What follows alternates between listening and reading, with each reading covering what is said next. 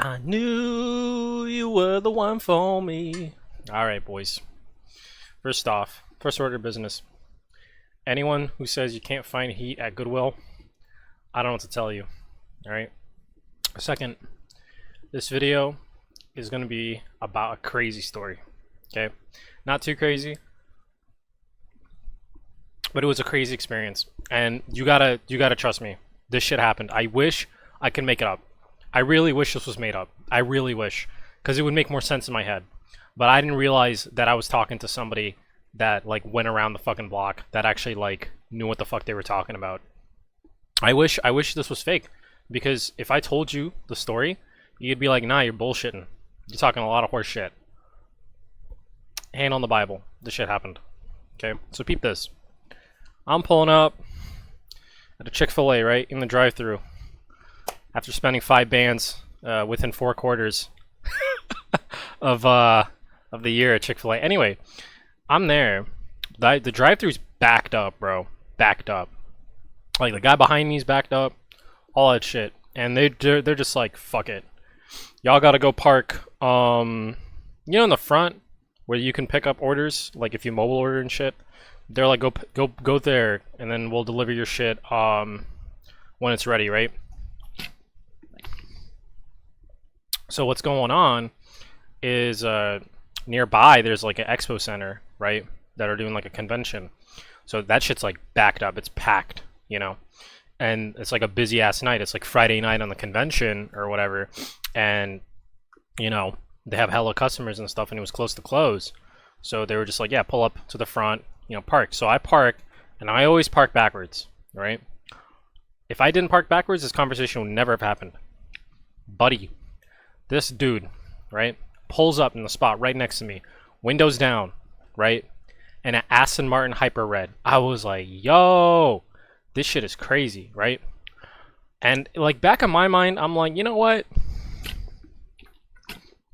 Why don't I talk to bro? Why not? Why don't I say some shit? Whatever. You know, this is a whole conversation, a whole overarching theme in the video that I'm trying to, in the videos that I make. Sometimes you should take the side quests. Sometimes you should just ask questions, bro. Sometimes, bro, you never know what you might hear. You never know what kind of stuff you might get put onto. Who knows, right? It's a good thing. Do the side quests. This was a side quest. Like, this wasn't really a side quest, but this was like a side thing. I could have, like, waited for my food in silence, been on my phone, on Subway Surfers, on Clash Royale, and got my food and went home, right? But I was just like, fuck it, why not? So I'm like, yo, that's a sick car, right? And the dude in the car, cool guy, but he's kind of like, he's kind of tense a bit, mostly because, you know, it's a black dude saying, yo, that's a crazy car, and it's like, damn, is he gonna rob me type beat or whatever? I don't know. Like, that's the kind of look he had on his face. But then he talks about it for a bit. He's like, yeah, man, you know, like, this is, you know, the company car or whatever. And where is that business card? Every time I need it for a video, it's not here. But whatever. Oh, wait, hold on, here it is, right? He's like, oh yeah, it's for the business. You know, this isn't actually my car. I usually just daily drive like an older Toyota Corolla. I was in my red one, right? And he was like, yeah, actually older than yours. I got one from like 2011. That's my daily.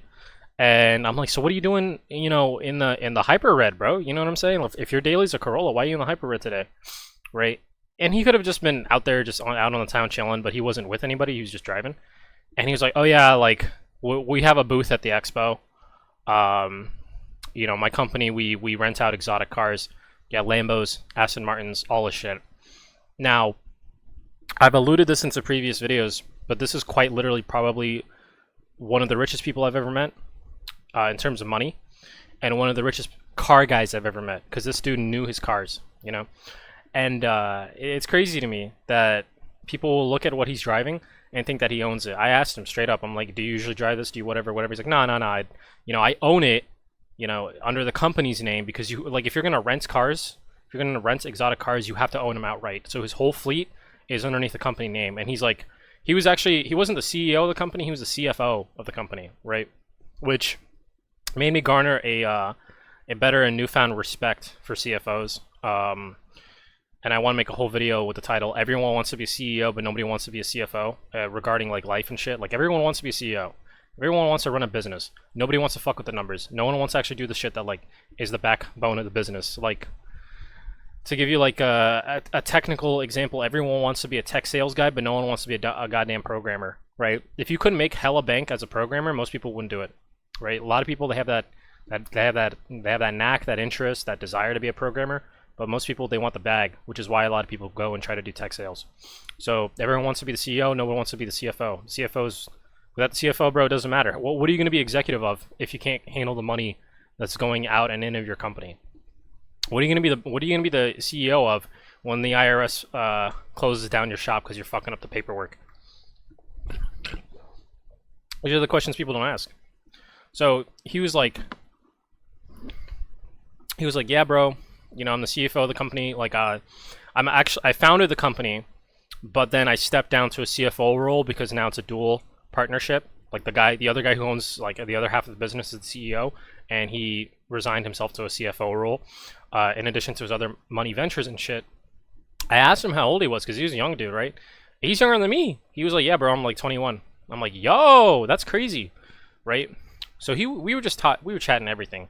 He was like, oh yeah, dude, I want to get into renting, you know, helicopters and shit like that. A lot of my clients are like really rich, like C-class executives from China and, you know, the Arab countries and like politicians from Africa and stuff like that. You know, so I really want to get into aviation.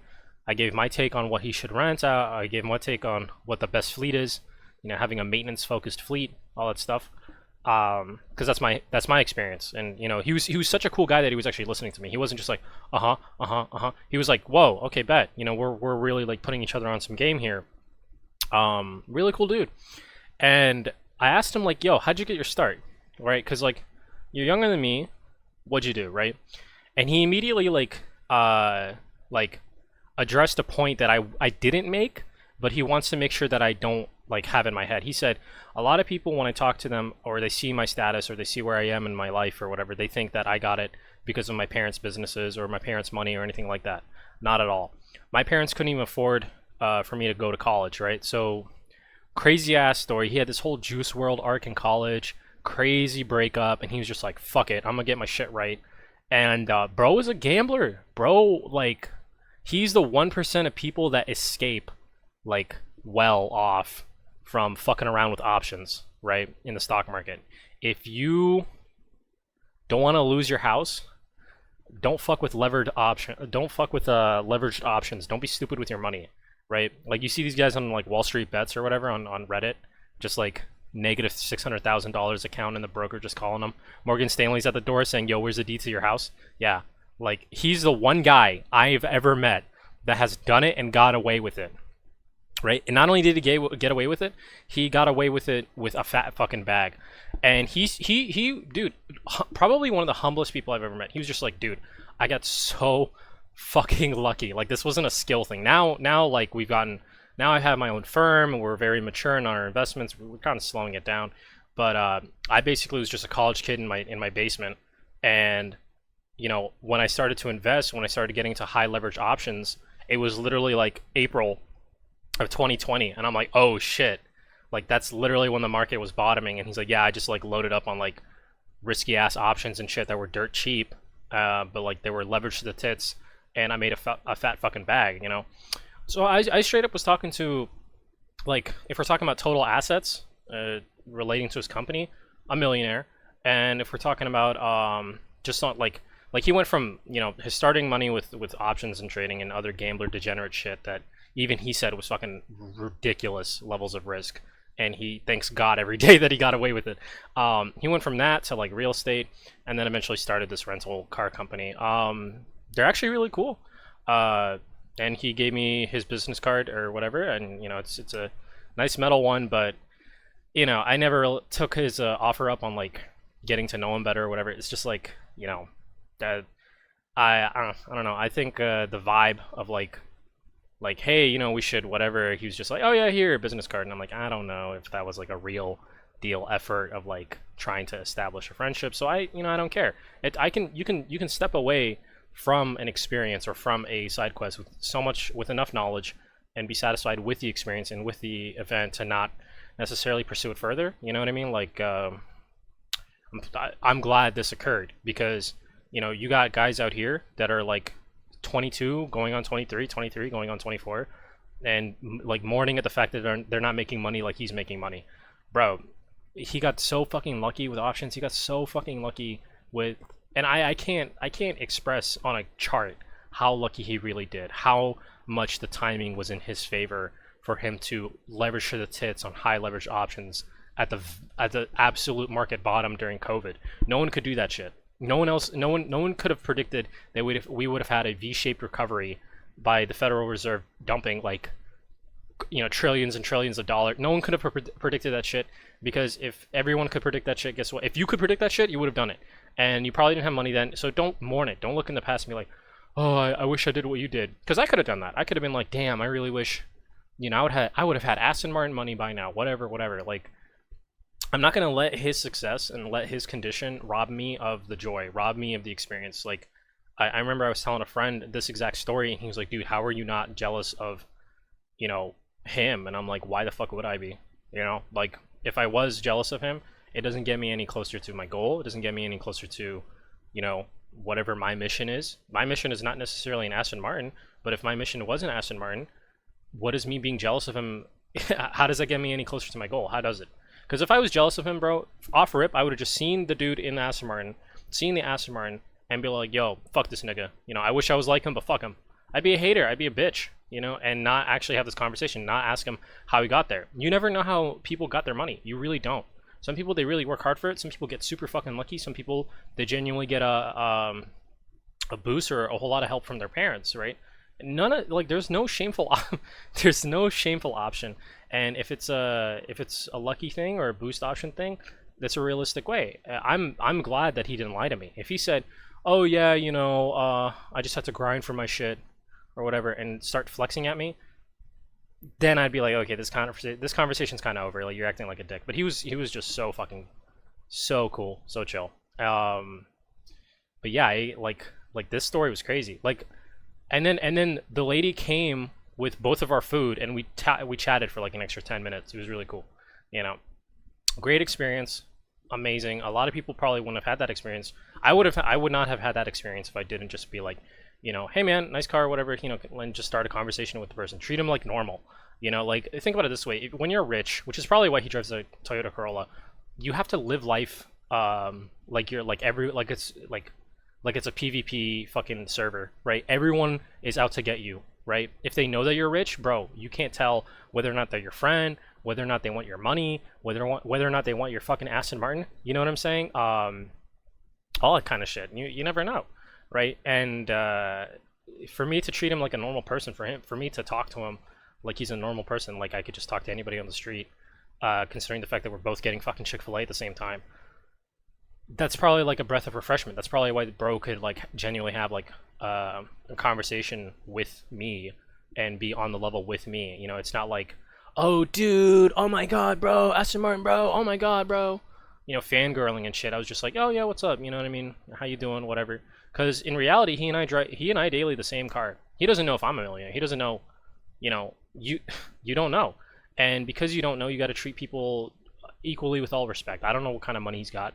I don't know if he's renting it for a day. You know what I mean? Like, if I start the conversation from the jump, acting like a tweaker, talking about, oh yeah, well this ain't really all that or whatever, then I would not have learned, or I would not have known, I would not have had the experience that I've had by learning from him. And this is just a small conversation.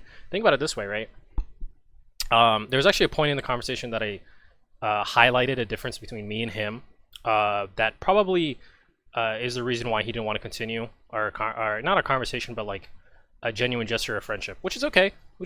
You know, it was a matter of religion, which is fine. I don't care, right? To each his own. But if we continued further, if we continued being friends, if we, you know, he's like, oh yeah, dude, let's go to the golf course, and I met, you know, his friend here and his friend there, a little bit of networking, a little bit of connections, learn from this guy, what did you do, all this other stuff. Congratulate, at the very minimum, that's life experience. That's a lot of life experience. When I worked in the aviation field, I met a lot of rich people. And it's not the rich on paper kind of people. It's not the big flashy Bugatti kind of people. It's not the Andrew Tate kind of people. Like, genuinely rich people, really cool people that had a lot of money, that had fun hobbies, flying planes and taking their girlfriends up and shit, up in their planes, taking their wife and kids across country, all this stuff, right? Like, I met a lot of rich people, and I learned a lot from them, and I'll make videos on it, on the lessons that, you know, highlighted on them. But I really want to have a dedicated video just for this story because I want to touch on 3 main points, right? One, looks can be deceiving. Okay, you don't know what kind of money somebody has just based on how they look, what they drive, or anything like that. 2, because if I met him in a 2011 when he's driving his daily 2011 Camry or whatever, or his 2011 Corolla, I would not have ever guessed that the guy had that kind of money that he did, right? Or that the guy could drop as much knowledge or have had that life experience as he did, right? 2, even when you have hella bands, you don't need to have a crazy car. The only reason why he was in that Aston Martin is because he was demoing it, and just, you know, that was just the car available for that his team had during the expo. It was actually a really crazy expo too. Those of you that know the story, like the explicit version of the story and the details that I'm not going to share on this video in the story, know what kind of expo it was. But and why it's kind of ironic that he would be there. But you know, like he just took the car that was available to go get food for his team. That was just, you know, the Chick-fil-A was up the street. You know, like he typically wouldn't drive it. He drives his Toyota Corolla because he doesn't have to worry about, you know, people like running him up in traffic. Like he doesn't have to look left and right at a red light seeing if the mandom's trying to pull up on him. He doesn't have to worry about his fucking car, his tires and shit getting stolen when he's in a parking garage. Think about it, right? Like, when you're rich, you don't have to act rich. When you're rich, you don't have to live rich. When you're rich, it just makes living like a poor person so much easier. It really does. When you're rich, bro, even if you have hella money in the bank, if I had 50 racks in the bank, if I had 60 racks in the bank, if I had 80, 100 racks in the bank, I'm still buying shit at Goodwill. You know, like, why not? Why not? Why the fuck should I pay full price just because I got money like that? Doesn't for certain things, come on, of course, you know, don't be ridiculous. But when it comes to just small shit, why would I not be cheap? Why? It's not a third lesson. It's not how much you earn, it's how much you keep. It really is, right? And you won't be able to know that if you don't map it out on a fucking budget. If you don't map it out on your damn budget, right? And this is just a snapshot of exactly how much money you should spend a week, how much money you should spend a month, or the most amount that you should spend a week or a month. Then you're not going to know what it is that you can do, right? In addition to that, if you don't have shit that's mapped out and trapped out, then what the fuck are you gonna do?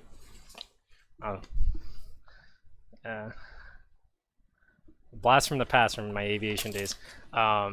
Just in case people, I don't know what it is, but I've had people say like, "Oh, dude, were you really a mechanic? You're such a scatterbrained person." And it's like, yeah, I am, and I was.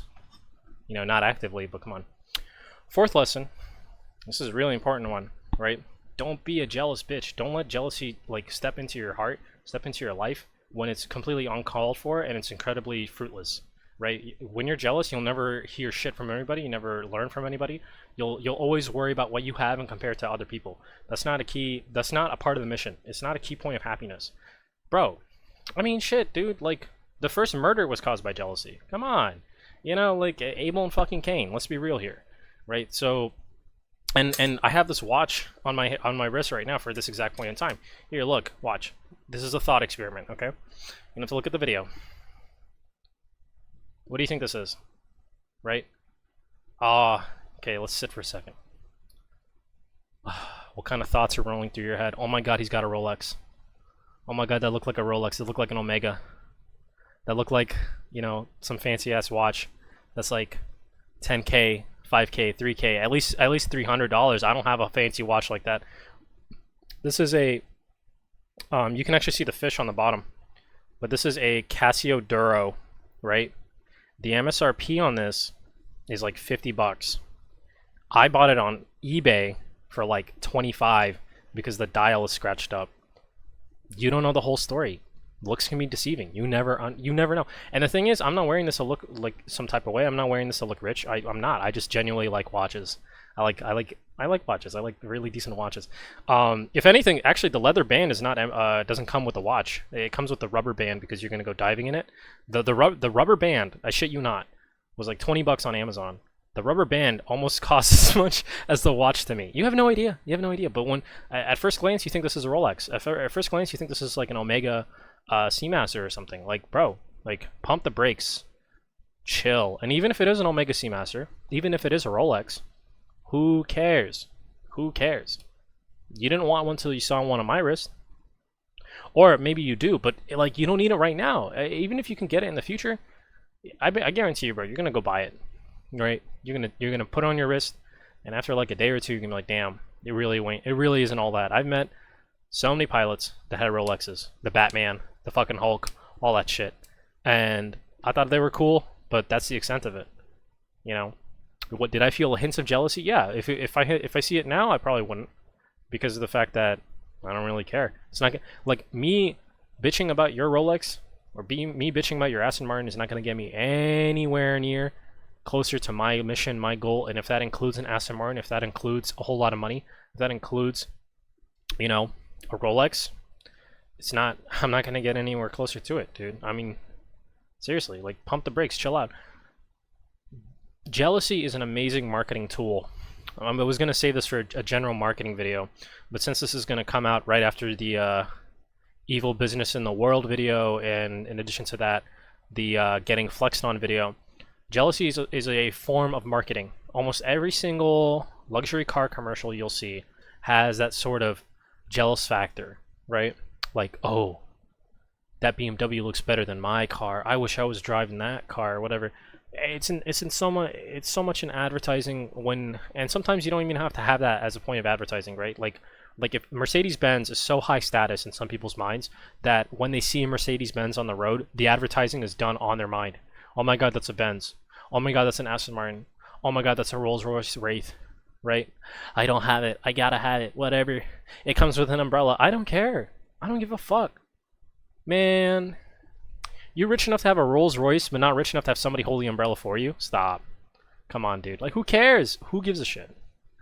You gotta chill out. Jealousy is is one of the best forms of marketing, one of the best forms of advertisement.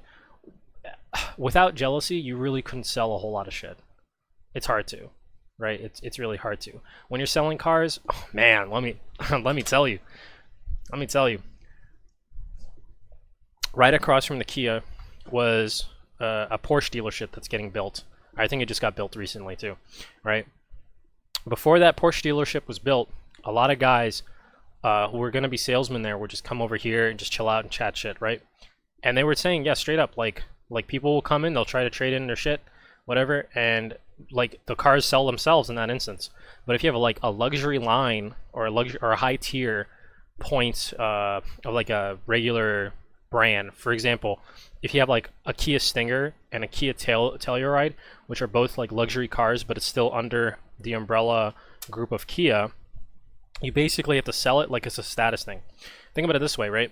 If I'm going to sell a car, which I've never done, but if I'm going to sell a car, I'm going to be, especially if it's a young guy, I'm going to be like, dude, you're going to look so cool in the Stinger.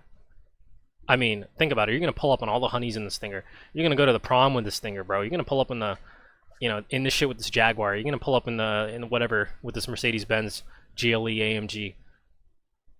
I'm using jealousy. I'm using not their jealousy, but other people's jealousy to inflate their ego, inflate their pride. And there's no way that you can really sell it like that if you didn't have that element of jealousy. If this person was an unjealous person and doesn't respect the concept of jealousy, he really can't be sold like that. It's like, oh, I don't really want to flex on people, dude. Like, I'm not happy when that occurs. I'm not happy when people feel inferior to me, right? But some people inherently have that in them, or they don't fight it. How about it this way? I'll meet you halfway. Let's say everyone inherently has that feeling, and it's our job to fight it, our job to suppress it, our job to completely go against it, because it's a very toxic way of living life, and it's demonic. It hurts us, right? There are some people out there that don't fight it at all. There's some people out there that like let it define them, right? If other people aren't jealous of me, I'm nothing. That's the mindset that they have. Or if other people don't see me as higher, I'm not hot shit or whatever.